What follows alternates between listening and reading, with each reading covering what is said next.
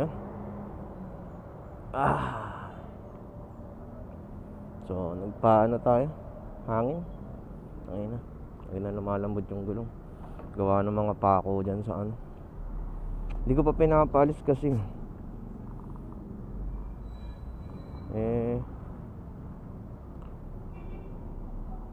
kailangan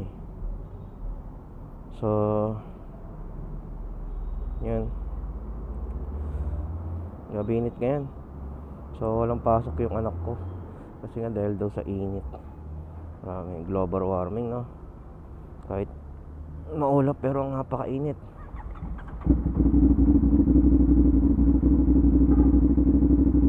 So yun.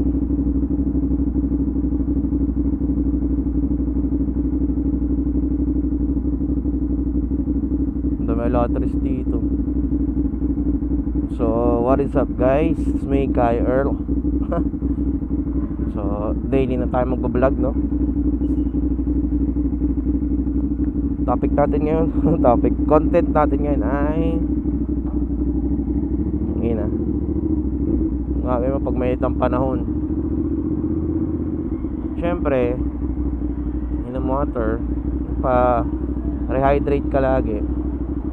Tayo papa-dehydrate, mahirap na mahirap ang heat stroke ngayon to. Mapipil na natin yung mapipil na natin ng summer. Here we go.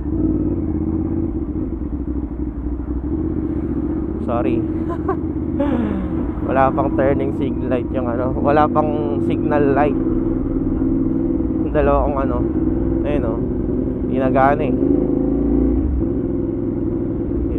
side mirror natin. Hindi ko pa nakabitan ko tong isa, kaso takilalaga bisit na naman siguro na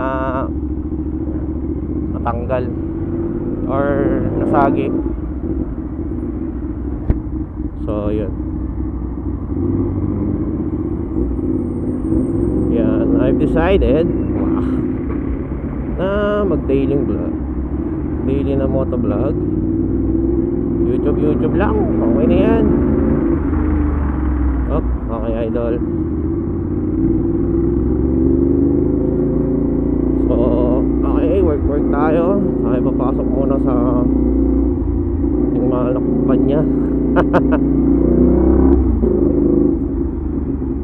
So sideline lang natin yung puta, takot ako dun tik nga ako maliwa. Sideline lang natin pagbablog ka. Ay mo, diba? Bunan tayo ng yes, hinihintay ko yung blessings, diba? Sino kayo ng blessings? Wala kay Lord yun. So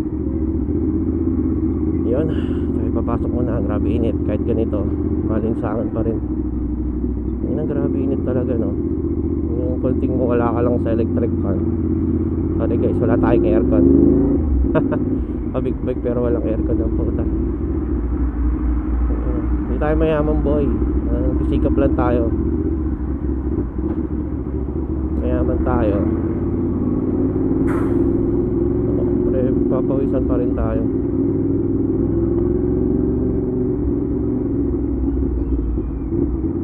Ayan, makita natin.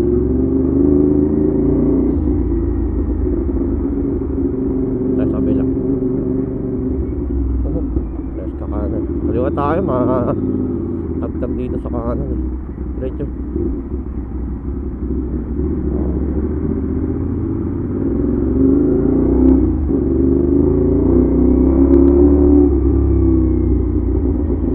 So yun, magtabig-tabig tayo, no? Mahirap na dali ng heat stroke. All this na ayos ka, pakaliwa pero kumanan ka. Para nakalimutan mo lang na may signal light ka. Okay pa rin itong mga e-bike dito, no? Kaya yan, iwasan natin yung mga e-bike na yun. Pag dumikit ka dyan, takin na, kahit may side mirror, hindi nagsa-side mirror. Yung mga tropang habal, oh.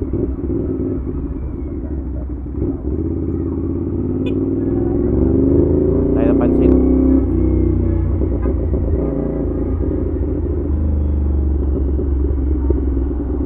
Buti maulap, Lord. Thank you at maulap. Hindi ganun masakit sa balat. Meron kasi yung mainit pero masakit sa balat. Mali yung information ng government natin na wala daw pasok dahil sobrang init. Climate change. Hindi naman mainit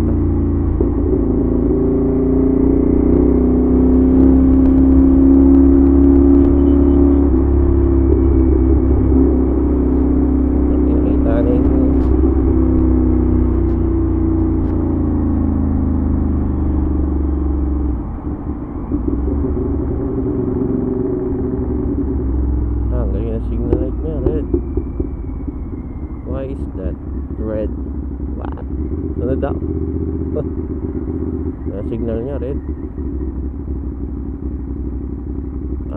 Sira siguro yung yellow o tinanggal niya, no? Kaya pala St. Peter yan. Putang ganda. Anong brand yan? Chevy pang ano yung mga pang big time yan. Karo pala yan. Kakaibang karo yan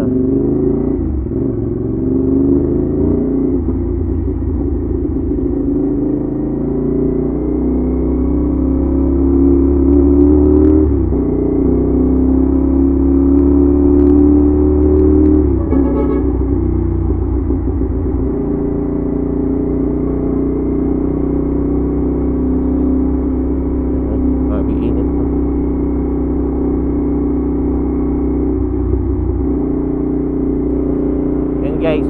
Pagka walang ND filter tong camera natin, grabe, sakit sa mata, makainit. Naka ND filter lang tayo kaya ganito. Medyo maganda yung buha ng camera. Pero pagka tinanggal ko yun, hindi ko na matanggal ito. Yung nakalagay dyan.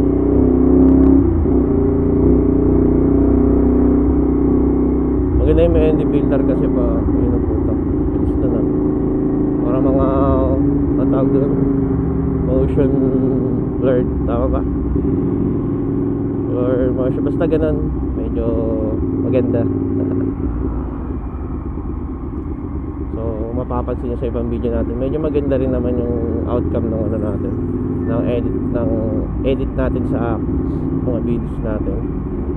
So pag may ND filter, so itong DJI Action 4 ano, maganda, pwede ka mag color grade once na nasa application.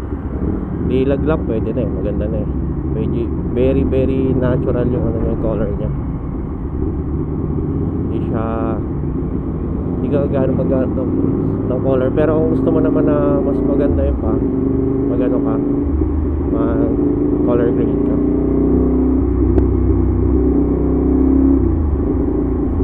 Sa tanggalin yung ano ko kaso medyo high weight para pakita kung gaano ka liwanag.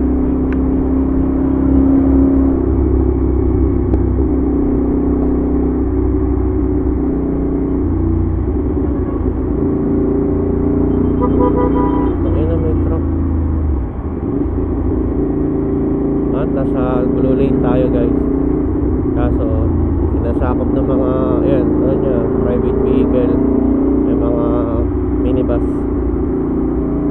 Dito tayo sa medyo maluwag. Hindi yung kahabaan ng Commonwealth. Mayroong MMDA na magbawal na wala sa blue lane. Kambahan lang, mostly may mga MMDA sa mga ilalim ng ng flyover o ito. Yan, ilalim nito, tapat ng batasan, nagagawang trend. Meron dyan, yan, tambahin nila yan. May office sila yata rito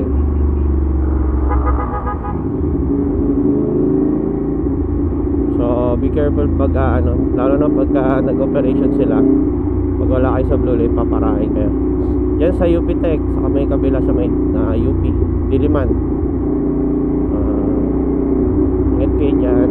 Pero mostly ang pinapara nila yung mga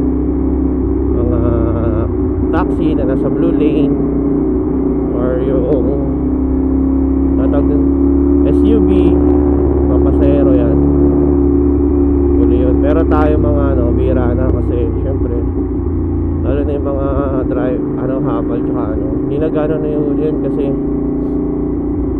wawa naman, ang init na nga, diba? Titikitan pa. Pero hindi naman lagi, pero pagkaan talaga, amen, amen Lord, cross the sign is sir.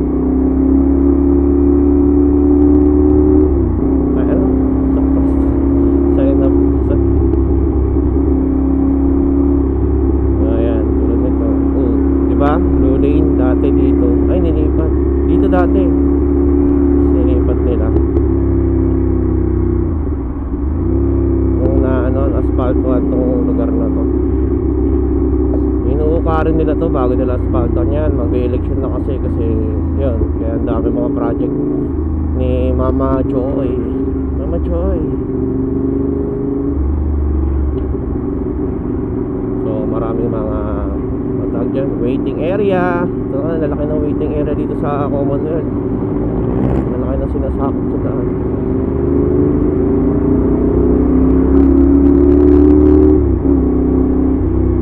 Solid tayo. Solid line. Panginaya katulad nyan, diba? Sa tayo po pesto, syempre dun sa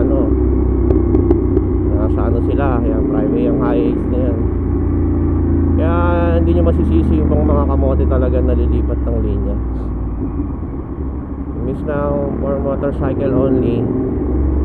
Nangyayari motorcycle with private vehicle, diba? Hey hey,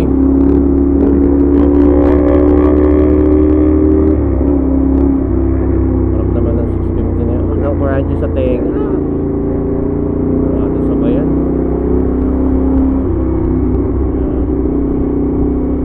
Naman na yun, diba? Mga taxi sumusunod naman yung mga yan. Pati yung mga bus, yan na, laki na nila ng lane nila. So tayo, sunod din tayo na maliban lang dun, Grab. What is up bro? What is up bro keys? Kaya hindi na susunod ang 60 rito. Karamihan yung mga mga nagsi-60 rito, yung mga hindi taga rito. Yung natatakot sila na biglang may pumara. Syempre ito naman, mabagalan talaga siguro si kuya. Ingat na ingat si tatay. Broken line. So maganda tayo, shift tayo ng lane. Shift ng lane, change lane tayo. Dito rin, so may mga turn right dito sa may Tandon. So medyo tumatraffic dito minsan. Nabutan ko to, na experience ko rito ay na mula dun sa may yun, sa Pure Gold hanggang dito, grabe traffic pag umaga, lalo pag rush hour. So gusto nyo na lumabas ng hindi nata-traffic, huwag kayo sumabay ng rush hour, morning and afternoon. Paano yan, kabilaan yan. May one time nga na sa morning, grabe traffic dun pa lang sa may Batasan. Tangina, nag-split lane ako sa kabila. Wala yung video eh. Hindi ko na record yung video eh. Tangina, pinara ako dito sa kabila. Nung nakita ko, iraradyo niya ako dito sa dulo, sa may Papilcoa, nag-U-turn ako, nag-C5 na lang ako, tapos lapas ako ng circle, diba? Tikitan ako, tapos nagulat din ako lang yung nasa split lane. Tama ba? Split lane na motor, nagulat ako. Puro kotse kasabayan ko. Pero yun dun sa may sa may Batasan, sa may St. Peter, doon na ako kumaliwa. Hindi ako pinigilan ng isang enforcer. Pero pagdating dito sa Tandansora, putik, alam mo yun, niradyo ko, may motor dito. Siguro sabi may motor, pinapara niya ako, hindi ko siya tinigilan, hindi ako tuminto sa kanya. Tapos yun, napaisip na rin ako, buti active yung mind ko that time, di ba? Sabi ko, uy, pinapara ako. Tapos napaisip din ako lang yung motor dun. Balik ako eh. Gulat yung mga galing dito sa UP. Pagbabay, puta, may nag-u-turn na motor. Siyempre, umangat pa ako para hindi niya makita nag-u-turn ako. Diba? Yun lang yun. Pag nakita ka niya, para tatawid yun sa may sa may Tandansora, tapos paparahin ako, diba? Yun. So yun, ayun yung mga experience natin dito sa Commonwealth. Ito, katulad nito, nauuka to. Tagal naman lagyan ng ng asfalto. Ito, pagka napakalambot ng gulong mo rito, gagewang-gewang ka sa totoo lang. Gagewang ko dito pagka nasa 25, 26 yata, ganun yung gulong ko. Medyo nasingaw kasi yung gulong natin. Hindi ko pa pinapatanggal. Wala akong mahanapan dito na vulcanize ng medyo maganda-ganda eh. Kasi madali yung mags natin eh.